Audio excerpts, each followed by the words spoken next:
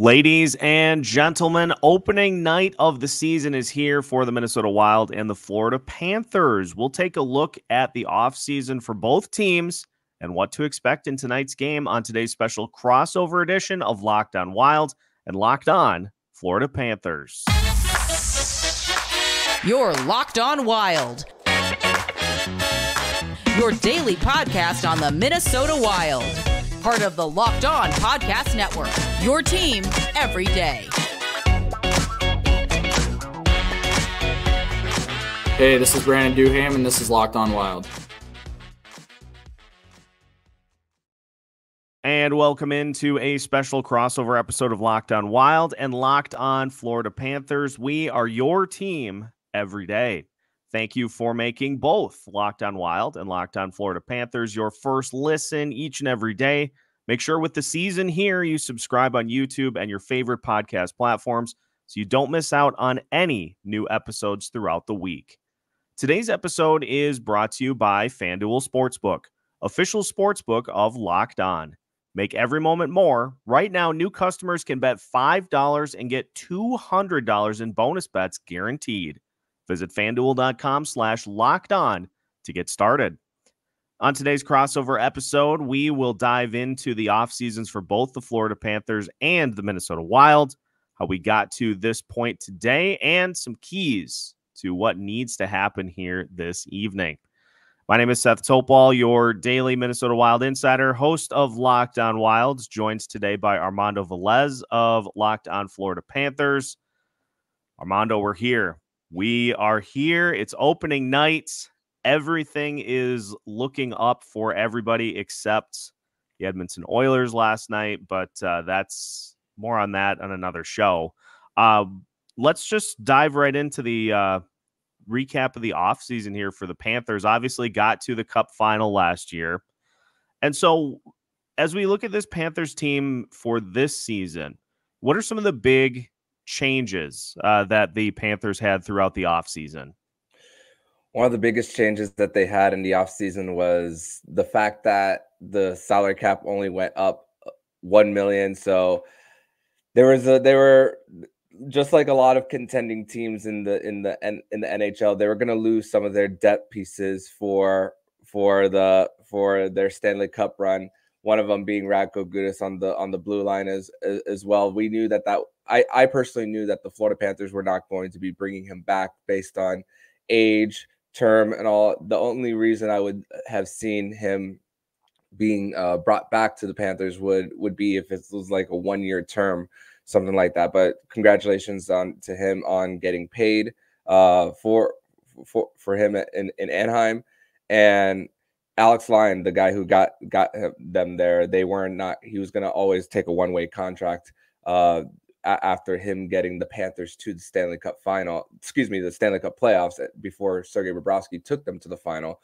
And for the Panthers, I mean, we had months, like 3.5 months to prepare for Aaron Ekblad and Brandon Montour not starting the season after the injuries that were revealed, both upper body injuries for them and all. So they had all the time in the world to like get ready. So you bring in a veteran like Oliver Ekman-Larsson, who got bought out by the Vancouver Canucks, and also Mike Riley, who's going to be on the bottom pair, who got bought out by the Boston Bruins. So guys who didn't work out elsewhere, and it's nothing new for the Florida Panthers bringing in guys who weren't in winning situations or they were part of a cap crunch for other contending teams.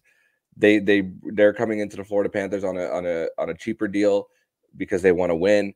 They've seen what the Florida Panthers have done over the last few years, and they said, I want to play for a winner.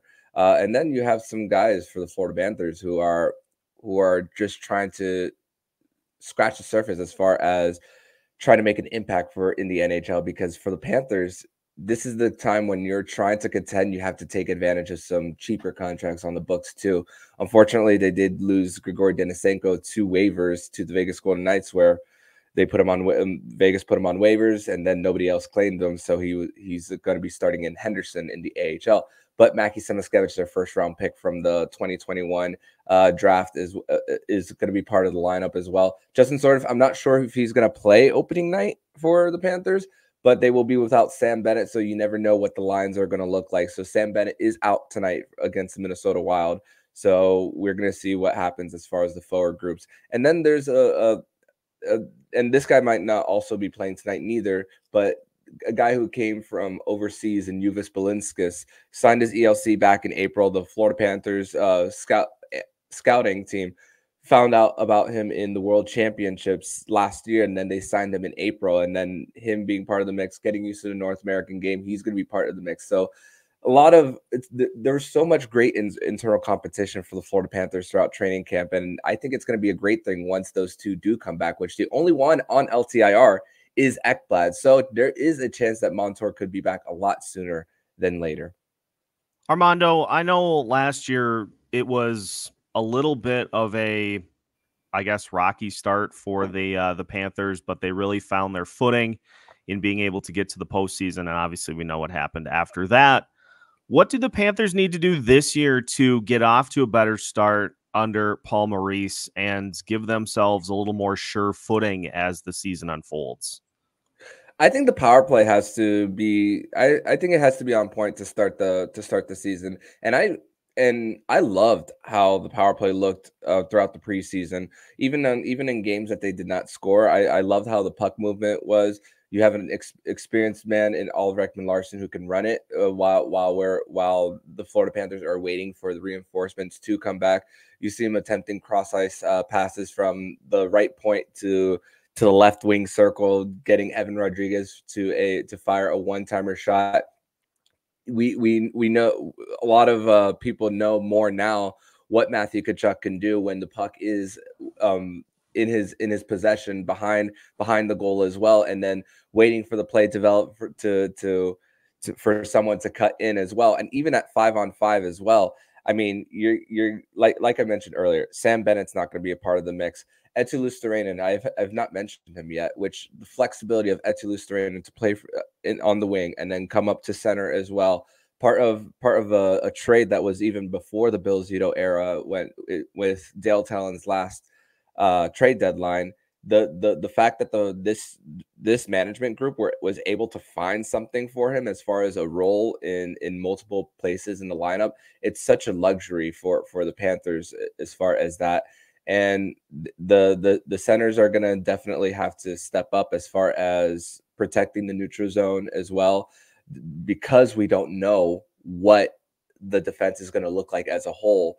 There's going to be a little bit of growing pains, and you're going to have to do a lot to protect your defense and to protect Sergei Bobrovsky, because it's going to be the Sergei Bobrovsky Anthony Stolar show with Spencer Knight starting the season in AHL Charlotte. So it's going to be a good situation, because Spencer Knight is also going to get his starts in Charlotte, and then he's going to get his legs going, and then if it comes to like an injury situation, he's going to be ready. He's not just going to be sitting, and you're going to have a lot of guys who are going to be ready for what the season after all the competition that they had throughout training camp. So it's a good situation. Shortened off season, a lot of motivation coming off of final run, and the core guys as far as Barkov, Tkachuk, those guys are starting the season. You have the coach who's starting the season as well.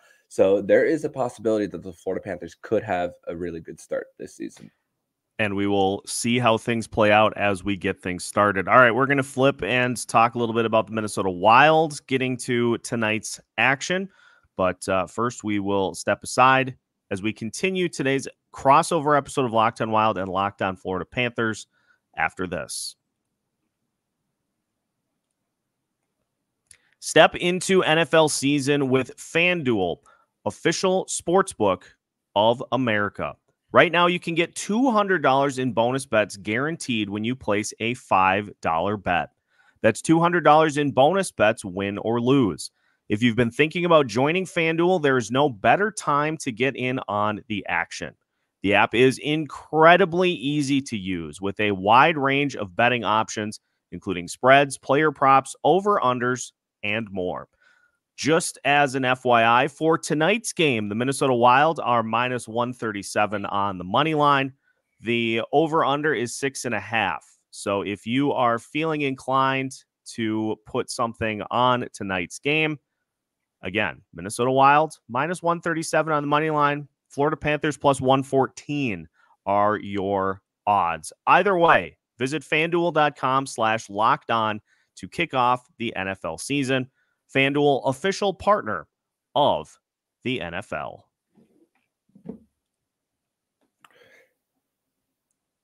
Segment number 2 here on this special crossover edition of the Locked On Florida Panthers podcast and Locked On Minnesota Wild. Very thankful for once again having Seth Topal, the host of Locked On Wild, here on this special crossover edition of the show, the host of Locked On Wild. And Seth, just looking at the recent history for the Minnesota Wild, they're playoff contender most years. The last time they didn't qualify was in 2019, so they're always in.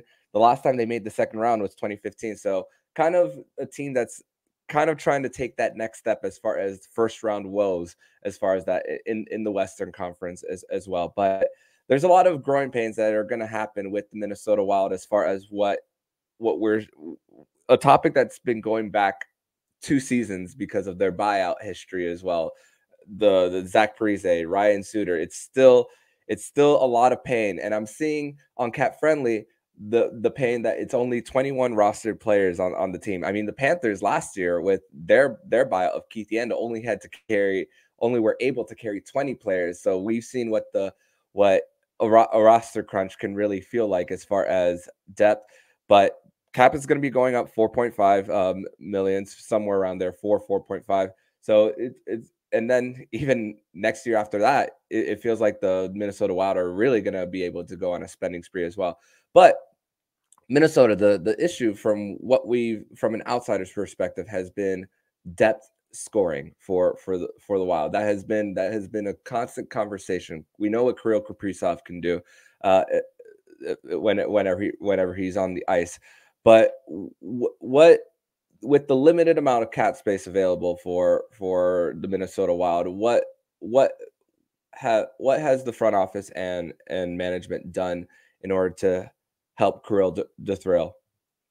Well, I think what we've seen, especially over the last couple of weeks leading up to this season, is this front office try to continue continuity with the current roster that they have. It's obvious that this year and next year funds are tight. And so what the front office has done is tried to retain as many players as they can off of this nucleus, with the assumption then that this is a playoff caliber team and that they will add to it here and there over the next couple of seasons. I think a lot of fans were hoping that we would see more prospects be inserted into the lineup, but you've seen guys like Matt Zuccarello retained for an additional 2 years, Marcus Foligno for an additional 4, Ryan Hartman for an additional 3. And those are guys that fall into that secondary scoring category because, 2 seasons ago, Ryan Hartman had over 30 goals. Marcus Foligno had over 20 goals. Matt Zuccarello had over 20 goals as well. And with the exception of Zuccarello, you saw the scoring pace drop. Foligno went from 22 goals to 7. Hartman went from 34 to 15. And so that's where a team can struggle from one year to the next, is if you have those huge drops for guys that were, core pieces. Let's not forget Ryan Hartman 2 years ago was leading the team through the first 2 months of the season with 14 goals. Not something you'd necessarily expect. And so if you can get those guys to get back to that level that they were 2 seasons ago when the Wild broke their franchise record for goals in a season, they may not get all the way to that mark, but if you can get Ryan Hartman to be a 20-ish goal guy again, that's going to be huge for this team. And we've seen guys like Freddie Gaudreau step up his production, going from 14 goals to 19 this past season. There's going to be a hope that Marco Rossi can add some goals to that mix here this season as well. And so you've got the guys you know are going to score. Kirill Kaprizov, Matt Boldy, Joel Eriksson Ek, Matt Zuccarello. It's what the rest of the guys do to help this lineup out, which is why we've seen Bill Guerin take and try to keep these guys retained with the assumption that they'll get back to somewhat close to where they were 2 years ago, as opposed to the slumps that we saw last year.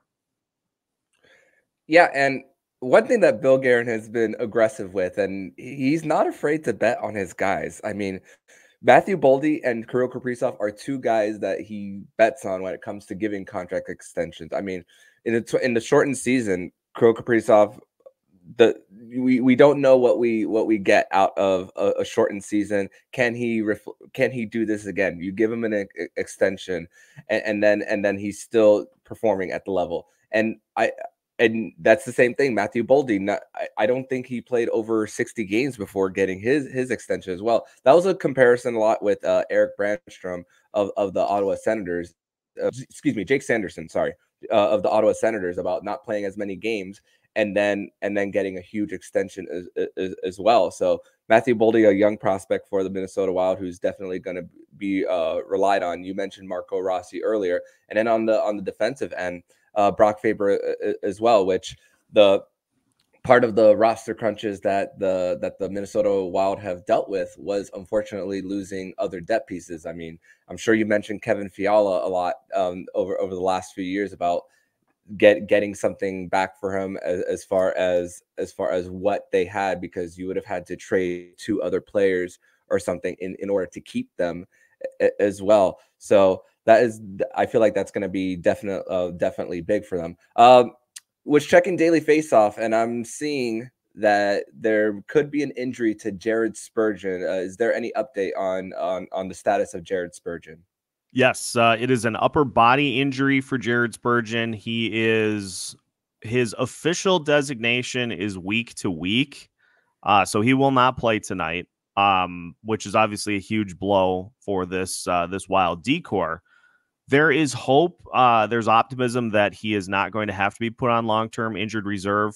Obviously, in order to do that, he would have to miss 10 games or 24 days of the season. So that gives you a little bit of a better idea as to the amount of time that he'll miss. And I kind of crunched the numbers. I think through the first 2 weeks of the season, he would miss 7 games.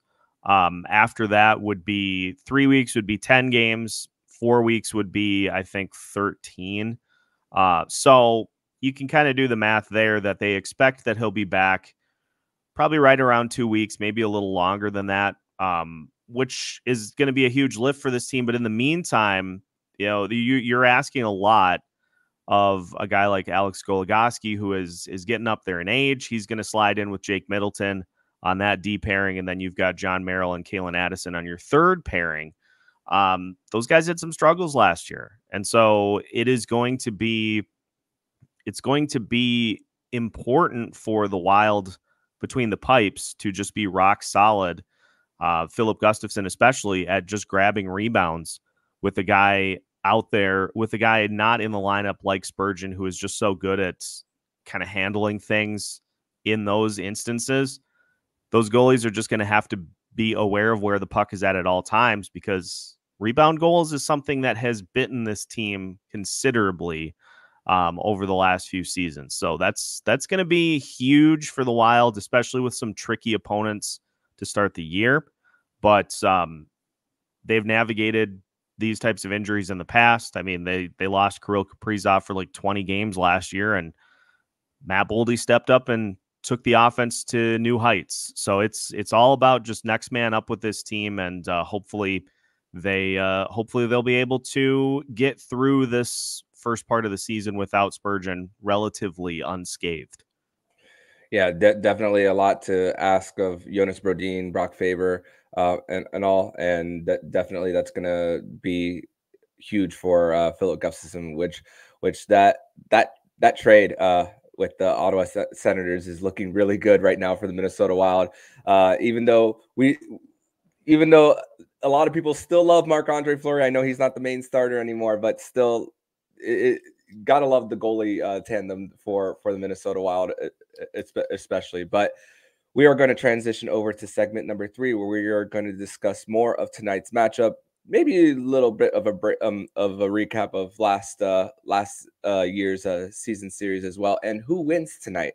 So we are going to discuss that more on this special crossover edition of Locked On Panthers and Locked On Minnesota Wild.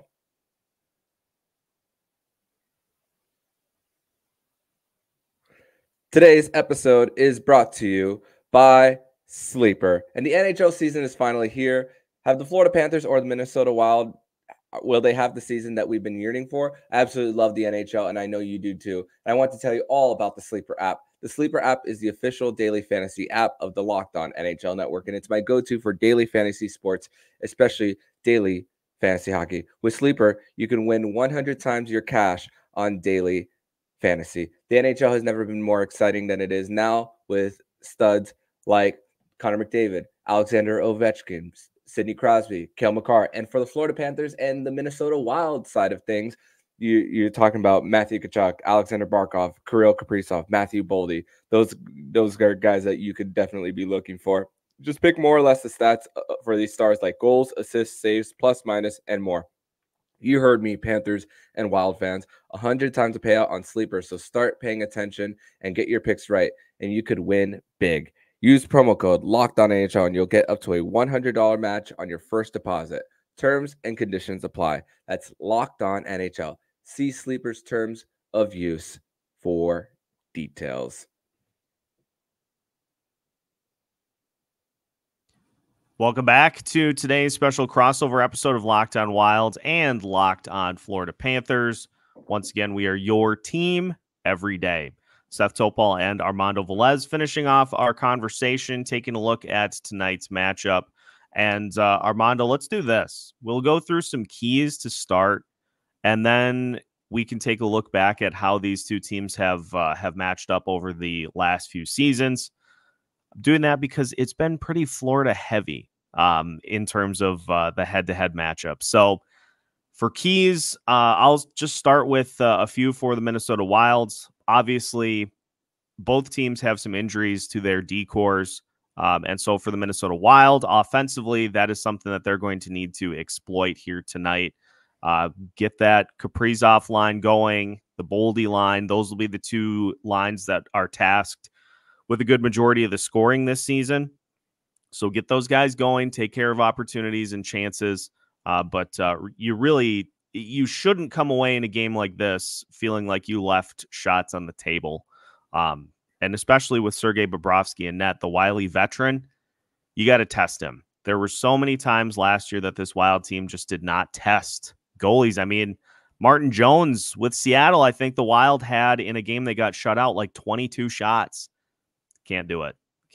So got to test them. And then on the Wild side defensively, Filip Gustavsson is going to need to gobble up rebounds to try to help this D-core out without Jared Spurgeon.